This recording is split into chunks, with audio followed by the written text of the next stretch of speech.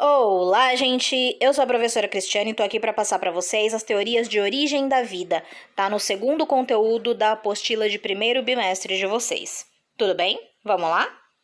Está na apostila de vocês de segundo bimestre, a partir da unidade 2. Nós falamos dessas teorias, né, de origem da vida, começando pela teoria do fixismo. Ela fala que as espécies são fixas e imutáveis através dos tempos. Isso quer dizer que elas não sofreriam mutações, né? Elas são imutáveis, então as espécies não mudam através do passar de milhões e milhões de anos. Então, essa hipótese, né, ela acompanha a narração bíblica do Velho Testamento, inserida em Gênesis, a partir de Gênesis, na qual a terra e tudo que nela existe procedem da criação divina. Então, essa teoria vai falar que as espécies foram criadas do jeito que Deus criou e que elas permanecem imutáveis através dos milhões e milhões de tempos.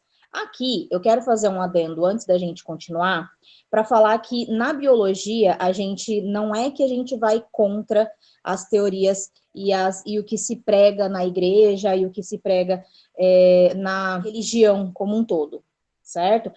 Nós temos uma visão científica para a origem da vida, certo? E falar que essa origem da vida foi a partir de um sopro divino e que essa vida ela não sofreria nenhum tipo de mutação sob influência do ambiente com o passar de milhões e milhões de anos, cientificamente falando, isso é uma coisa que não tem base científica para ser comprovado, tá? Entretanto, essa teoria do fixismo, ela ainda, em alguns lugares, né, como nos Estados Unidos, surgiu ainda como um anexo à teoria do design inteligente. O argumento sustenta que a vida na Terra é complexa demais para ter evoluído espontaneamente, e de acordo com essa teoria do design inteligente, a vida é o resultado da ação de um designer da natureza, que seria Deus, né? Esse design inteligente possui muitos adeptos entre os grupos religiosos norte-americanos mais radicais. Então, assim, não é que nós vamos ir contra a teoria da igreja, que nós vamos ir contra a religião, a gente simplesmente vai seguir a vertente puramente científica. O fixismo, ele perdurou por muito tempo como uma verdade absoluta na cabeça das pessoas daquela época, né? A gente está falando da primeira das hipóteses de origem da vida. Entretanto, essa teoria, ela só perdurou por tanto tempo exatamente pelo fato ela ir convergindo com a teoria religiosa. A segunda teoria que nós temos é a teoria da panspermia cósmica. Ela admite a origem extraterrena da vida. Anaxágoras, um filósofo grego do século V a.C., criador dessa teoria, disse que a vida é formada a partir de germes etéreos que estão dispersos por todo o universo e que aguardam um instante propício para o seu completo desenvolvimento. Em outras palavras, a vida procederia de outros planetas, não situados ou não no sistema solar. Essa hipótese ela não deixa isso claro, tá? E que teria chegado aqui por meio de meteoros, meteoritos. Só que essa teoria da panspermia cósmica, ela para por aí, né? Ela não explica como essa vida teria surgido nesse outro planeta. Ok, a vida surgiu em outros planetas, mas como surgiu nesse outro planeta? Em qual planeta? Ou em quais planetas? Né? Por isso que essa teoria não durou muito. Primeiro porque a própria ciência concluiu que nessa viagem para a Terra, qualquer que fosse o tipo de vida, né, ela encontraria enormes variações de temperatura, radiação e não sobreviveria a essa entrada na atmosfera. Então tem essas duas questões aí que, por si só, por ser uma teoria que não explica essas duas questões principais, por isso que foi uma teoria que não durou tanto assim. Tá? Primeiro porque não explica como a vida teria surgido em outros planetas, e depois não explica como que entraria na atmosfera terrestre na carona de um meteoro ou de um meteorito, sendo que na chegada com a atmosfera, todo meteoro, todo meteorito chegar a pegar fogo, literalmente queimaria qualquer tipo de vida. A teoria da geração espontânea, também chamada de abiogênese, diz que a vida é gerada a partir de algo não vivo. Os adeptos dessa teoria admitiam o surgimento dos seres vivos a partir de matéria inanimada, que estaria dispersa no ambiente, e o ar, o calor, a umidade seriam um princípio ativo para provocar algumas reações que culminariam na transformação de material bruto em seres vivos. E aí veio a receita de Van Helmont, que era uma teoria da geração espontânea, que perdurou até meados do século XIX. Teve vários adeptos, como Aristóteles, John Needham, Paracelso, Alvorado, Jean Baptiste Van Helmont. Esse Van Helmont, inclusive, ele concordava tanto com essa teoria que ele queria comprovar que ela era verdade, tá? E aí ele fez essa receita, né? Na receita de Van Helmont, ele dizia assim: era para colocar camisa suja e suada num lugar úmido e escuro, juntar sementes de trigo e queijo, e aí, por mágica, em 21 dias surgia uma ninhada de rato. Primeiro ponto. 21 dias é o tempo de gestação de uma rata fêmea, uma rata, né, de um rato fêmea. E a gente não precisa fazer esse experimento para saber que isso é verdade. Não só rato, né? Ia dar outros tipos de bichos também. Não é porque essa vida surgiria do nada ali, é que essa vida foi atraída para ali. Precisou primeiro um vir de fora para depois se reproduzir ali dentro, certo? Então, a vida está vindo de outra vida, o ratinho está vindo de outro ratinho. Essa teoria, ela é uma verdade, né? Se a gente fizer essa receita, a gente vai chegar ao mesmo resultado de Van Helmont. Só que ele atribuiu a um motivo diferente. Para ele, a vida estava surgindo ali e não sendo atraída de outro lugar. E aí depois vieram outros cientistas para comprovar que isso existia de fato. Como, por exemplo, o Francesco Redi, em 1668, ele não aceitava essa teoria da geração espontânea. Tá? Ele contestava, ele falava que sim, aquela vida surgiu ali, igual o Van Helmont falou, só que não foi pelo motivo que ele falou. Então, Francesco Redi foi o primeiro a contestar, cientificamente falando assim, né, a abiogênese, e ele queria provar que uma vida só viria a partir de outra vida, né? Então, ele quis apresentar as primeiras provas contra a geração espontânea dos seres vivos. Então, ele queria começar a comprovar que existia a biogênese, certo? Então, a abiogênese é uma teoria contrária à biogênese. Ele colocou pedaços de peixe em frascos abertos e observou que depois de alguns dias, peixe morto, né? Depois de alguns dias naquele pote, surgiam larvas em grande quantidade. Gente, peixe morto num pote aberto, sem refrigeração, sem nada. Deixa ali alguns dias. Vai dar mosquito, esses mosquitos vão depositar os seus ovinhos ali e vai gerar larvas depois de alguns dias, certo? Não parou por aí. Como ele contestava a geração espontânea, ele queria provar que aquelas larvas não surgiram ali, tá? Então, ele repetiu a experiência, fechou os frascos e as larvas não apareceram no peixe, né? Porque não conseguiram entrar. Outra coisa que ele constatou foi que quando as larvas capturadas se desenvolviam, elas originavam moscas semelhantes às que ele via voando sobre os frascos. Ah, vá! É nada que aquelas mosquinhas novas agora eram filhas, literalmente, daquelas outras que estavam voando ali em volta dias antes. O que ele fez foi outra coisa óbvia, mas com o motivo de contestar a abiogênese, contestar a geração espontânea. As pessoas que eram adeptas da abiogênese, né, da geração espontânea, falaram que quando ele deixou aquele pote fechado, ele impediu aquele princípio ativo de entrar no frasco e gerar a vida a partir da matéria bruta. Então, ele repetiu a experiência, e aí ele fez, ao invés dele tampar 2 dos frascos, ele fez isso com 4 frascos, e ao invés de tampar 2 deles, ele só vedou com gaze. Nesse caso, mesmo estando vedados, teria espaço para o princípio ativo passar entre os fiozinhos da gaze, certo? E ainda assim, as moscas não conseguiam entrar, os vermes não apareceram, né, mesmo naqueles frascos que estavam vedados com gaze.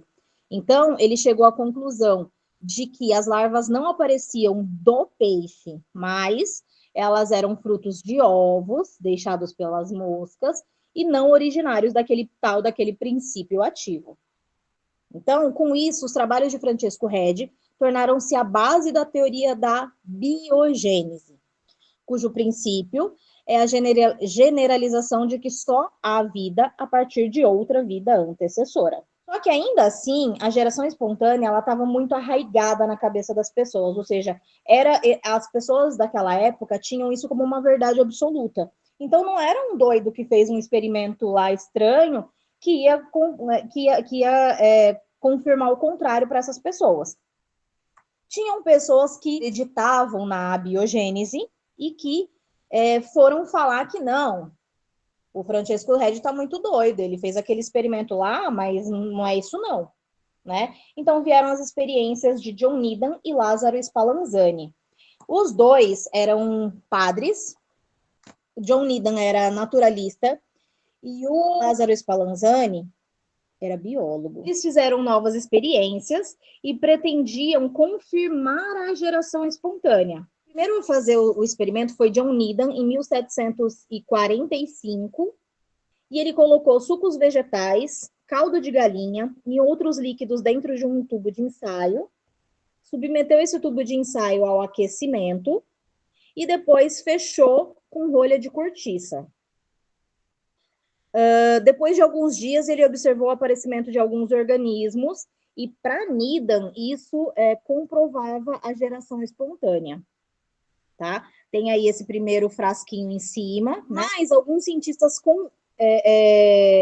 questionaram essa conclusão.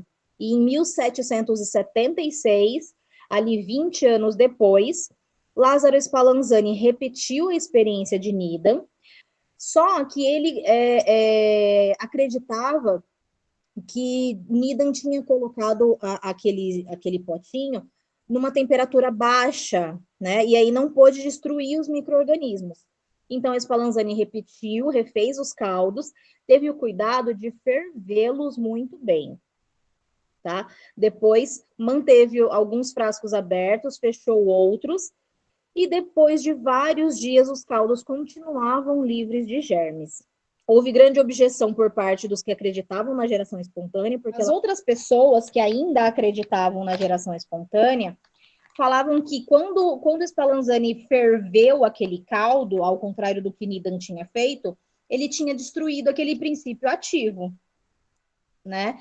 E muitas outras controvérsias ocorreram sem que ninguém chegasse a uma conclusão, porque era assim, um vinha e comprovava que a geração espontânea existia, outro vinha e fazia um experimento para falar que não, né? E isso, inclusive, era bom cientificamente falando, porque estimulava a ciência, né? Inclusive, em 1860, a Academia de Ciências de Paris instituiu um prêmio para quem realizasse experimentos que, tipo, fosse mais esclarecedor, que chegasse a alguma conclusão. E depois veio um experimento definitivo de Louis Pasteur, tá? Em 1862, Louis Pasteur conseguiu finalmente derrubar a teoria da geração espontânea pela seguinte experiência. Tem aí do ladinho o experimento que ele fez, né? Ele preparou um caldo de carne, do mesmo jeito que Needham e Spallanzani fez, foi colocado em frascos de vidro, só que a diferença foi que ele colocou um gargalo comprido, fino e recurvado, que era chamado de pescoço de cisne. Esse que tem esse formatinho curvado aí, parece um S, deitadinho. Depois, ele esterilizou aquele caldo por aquecimento prolongado. Então, ele esquentou muito e por bastante tempo. E depois resfriou. Hoje em dia, essa técnica de aquecimento a uma alta temperatura e depois resfriamento abrupto é chamado de pasteurização. Ele fez isso, esquentou muito, resfriou e deixou aquele caldo ali por bastante tempo, por vários meses, né? Sem fechar o gargalo. Então, para quem queria dizer que ele estava impedindo o princípio ativo de entrar, não, ele não impediu o princípio ativo de entrar, ele deixou a boquinha daquele tubinho aberto. O tal do princípio ativo poderia entrar à vontade se ele quisesse, né? Mas, como resultado, ele obteve uma solução livre de germes, continuou igualzinho depois de tanto tempo assim, vários meses. O único tipo de coisa que tinha era naquela curvinha do gargalo, né? Era só algumas substâncias que ficaram ali retidas naquela curva e não alcançaram aquele caldo, aquela solução nutritiva. Como ele tinha deixado os frascos abertos, não dava para falar que o princípio ativo não entrou, né? Então, essa experiência de Louis Pasteur justificou o fim, de uma vez por todas, da teoria da geração espontânea. Beleza, então derrubamos a biogênese, aquela teoria meio doida da geração espontânea da vida. Mas no final das contas, como surgiu os seres vivos? Como surgiram? Né? Ainda não estava explicado como que surgiram. E aí começou a se ter um caminho um pouco mais plausível para a origem da vida de fato, né? Com Haldane e Oparin. Tem aí Alexander Ivanovich Oparin, na parte esquerda da imagem, e na direita, John Burton Haldane. Haldane dizia que as condições da Terra primitiva teriam provocado o surgimento de moléculas orgânicas a partir de moléculas inorgânicas. Isso sabe como chama, gente? Química pura, né? A gente sabe que existem reações químicas que fazem a junção de moléculas, que fazem a transformação de moléculas.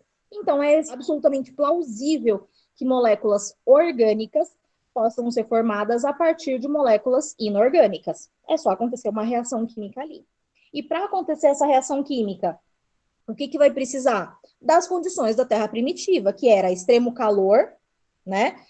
Chuva intensa, então bastante umidade. Antigamente, nessas condições da Terra primitiva, essa parte interna estava mais quente ainda. Então, isso provocava erupções constantes, né? Isso causava uma grande radiação e fazia o ciclo da água ser muito mais rápido, como a superfície da Terra ainda estava muito quente, a água que batia, que estava também saindo como vapor desses vulcões, o vapor se condensava, chovia, né? E quando batia na superfície da Terra, a superfície da Terra estava quente, essa água não ficava muito tempo ali e já logo evaporava. Esse ciclo da água era extremamente mais rápido, e as condições da Terra primitiva teriam dado essas condições para essas reações químicas para transformar moléculas inorgânicas em moléculas orgânicas, tá? Depois disso, Oparin, em 1924, confirmou o que Haldane estava falando e dizia que essas condições, que essas transformações aconteciam nos oceanos primitivos, que esses primeiros seres surgiram pela evolução lenta de matéria inanimada em vida extremamente simples. Essa matéria inanimada a que ele se refere são essas moléculas inorgânicas, tá? Começavam a se juntar, a sofrer reações químicas e se transformavam em moléculas orgânicas, e com essa evolução lenta começou a gerar um tipo de vida, no começo, extremamente simples. Então, a gente chama isso de evolução química. Era uma teoria mais aceita, onde a vida teria surgido na Terra, mas não vinha de outros planetas, né? Então, a panspermia cósmica aí já não tinha mais nada a ver com a história, mas as condições necessárias seriam água, então teria surgido nos mares, nos oceanos. E essas moléculas orgânicas formadas a partir de moléculas inorgânicas. Então, a gente tem aqui, ó, deixa eu colocar no apontador para vocês. A gente tem aqui substâncias inorgânicas, como o metano, sofrendo reações químicas e se transformando em substâncias orgânicas, um aminoácido. Esses aminoácidos foram se juntando e formando substâncias orgânicas mais complexas, como a proteína. A proteína nada mais é do que um aglomerado de aminoácidos, tá? E essa proteína é uma substância orgânica que está presente em todos os tipos de seres vivos. Surgindo, então, o primeiro coacervado, que seria uma vida extremamente primitiva. A comprovação de que isso estava bem mais próximo da realidade foi a partir do experimento de Stanley Miller, em 1953, tá? Ele acreditava em Haldane e em Oparin, e ele fez um aparelho, ele construiu um aparelho que simulava as condições supostamente existentes na Terra primitiva, tá? Então, tem aí o experimento que ele fez, né? E do lado tem a imagem dele do lado do aparelho dele. Tá? Então era um aparelho grandinho. E nesse aparelho, Stanley Miller colocou hidrogênio, amoníaco e metano, gases, né? Essa mistura de gases foi submetida a descargas elétricas e a vapor de água. Então estava simulando os raios e trovões, os raios, né? E o ciclo da água. Em determinado local do aparelho tinha um condensador que provocava o resfriamento dos gases presentes no interior. Nesse condensador, o vapor de água condensava e escorria, simulando as chuvas do ciclo da água. Essa água acumulada recebia aquecimento, simulando o aquecimento que a água recebia na superfície da Terra, quando chovia, né? Caía na superfície da Terra, encontrava a Terra quente e essa água aquecia. Fazia com que ela fervesse e se transformasse em vapor novamente. Então, aí concluindo esse ciclo da água. Com isso, procurava-se simular, então, as chuvas primitivas. E depois de uma semana de funcionamento desse aparelho, Miller constatou que tinha uma diferença visível a olho nu. O líquido que antes era incolor estava meio vermelhinho. Aí ele fez testes químicos e constatou a presença de compostos orgânicos que ele não tinha colocado ali, mas que surgiram a partir das condições que ele submeteu essas substâncias inorgânicas, né? E aí o que ele achou primeiro foi aminoácido. Depois, outros experimentos foram realizados e conseguiu-se produzir muitos tipos de moléculas orgânicas. Então, foi possível demonstrar que as primeiras moléculas orgânicas poderiam ser formadas no ambiente da Terra primitiva mesmo, assim como Haldane e Oparin tinham cantado a bola lá no começo. Então, depois, o que aconteceu com essas moléculas orgânicas, né? Essas moléculas, elas teriam sido arrastadas pela chuva para os oceanos primitivos, elas se acumulariam nesses oceanos primitivos e formariam verdadeiros caldos orgânicos. Esses compostos estavam em lagos que poderiam secar e concentrar essas moléculas. Essa concentração, aliada ao calor e à radiação, provocava uma reação química, originando novas substâncias, só que aí mais complexas e orgânicas, né, como proteínas e ácidos nucleicos. Esses dois tipos de proteínas orgânicas mais complexas estão presentes em todos os seres vivos. Ácido nucleico é o que compõe a base do DNA e do RNA. A gente tem aí a formação de proteínas, ácidos nucleicos, que foram se juntando nessa formação desse caldo orgânico, digamos assim, que seriam esses oceanos primitivos. Ainda o Oparin, ele tinha observado que essas proteínas e carboidratos sendo submetidas a um determinado pH, elas se juntavam a um determinado pH, temperatura presentes ali nos oceanos primitivos, essas moléculas orgânicas complexas se juntavam e formavam os primeiros coacervados. Esse primeiro indício da vida, né, que seria um coacervado. E por milhões de anos, esse coacervado seria basicamente só isso, por enquanto, né, um monte de moléculas orgânicas juntas. Ele teria evoluído durante milhões e milhões de anos para produzir a primeira forma de vida organizada. Então, a gente tinha um aglomerado de proteínas que na condição dos oceanos primitivos, né, com água em volta, formariam os primeiros coacervados. Esses coacervados evoluiriam por milhões e milhões de anos, para a primeira de forma extremamente simples por enquanto. Tá? Então, a gente tem aí ó, as condições da Terra primitiva. Percebam que isso a gente está falando há 3,8 bilhões de anos atrás. Basicamente, assim que a Terra foi formada, né? Então, a gente tinha na atmosfera metano, hidrogênio, amônia, nitrogênio. O ciclo da água estava se iniciando, então já tínhamos vapor d'água. Nós tínhamos uma radiação ultravioleta muito grande, porque ainda não tinha a camada de atmosfera que nós temos hoje. E estava sujeito a descargas elétricas e ao calor dos vulcões que estavam com erupção constante. Essa condição desses gases aqui, sob essas condições do ambiente, nos mares primitivos, ó, no oceano primitivo, transformava as moléculas inorgânicas em moléculas orgânicas simples, como aminoácidos, ácidos graxos. Depois, essas moléculas orgânicas simples iam se juntando em moléculas orgânicas maiores, como a proteína, como o ácido nucleico, que existia no RNA, que existia no DNA também, tá? E aí formaria o primeiro tipo de coacervado. Esse coacervado iria evoluindo até o primeiro tipo de célula extremamente simples, que depois iria se juntando, formando células um pouco mais complexas, até formar os seres eucariontes, as células que têm membrana nuclear, que tem o DNA separado dentro do núcleo. Agora, só uma outra questão aqui. Como que essa primeira forma de vida se alimentaria? Né?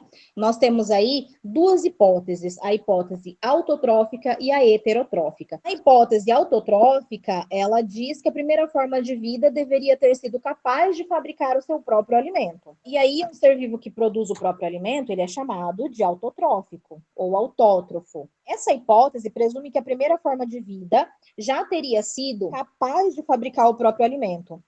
Mas isso está meio contra ao que a gente viu, que a primeira forma de vida seria extremamente simples.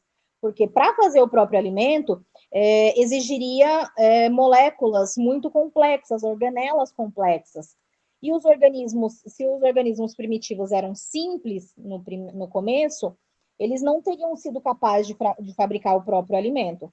Então, a teoria mais plausível é que o primeiro tipo de vida não fabricaria o próprio alimento. Seria mais plausível a hipótese heterotrófica, que supõe que o organismo simples evoluiu devagar, a partir de molécula bruta, há milhões de anos, sob condições especiais. Né? Então, ele não teria sido capaz de fabricar o próprio alimento, ele precisaria se alimentar de uma fonte externa, e essa fonte externa seriam as outras moléculas orgânicas que estavam dispersas ali naquele meio, naquele meio dos oceanos primitivos. E aí a energia deles seria primeiramente obtida de maneira anaeróbia. Na atualidade, a comunidade científica afirma que todo ser vivo é proveniente de outro ser vivo. A primeira forma de vida surgiu dessa maneira que a gente está chegando aqui a essa conclusão, e se alimentando de compostos orgânicos acumulados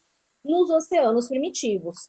Como não tinha oxigênio disponível na atmosfera, eles utilizavam processos anaeróbios para conseguir energia. Primeiro ser vivo, então eles se alimentavam de maneira heterotrófica, a partir dessas moléculas orgânicas, desses compostos orgânicos dos oceanos primitivos, e com o passar do tempo, alguns desses seres primitivos formaram pigmentos, esses pigmentos se transformaram numa vantagem porque absorviam energia luminosa, tá? E aí a evolução desses pigmentos com o passar dos milhões e milhões de anos teria dado origem à clorofila e aos seres autotróficos de hoje em dia. Então, aí sim teria se derivado o primeiro ser autotrófico, a partir dos seres heterotróficos.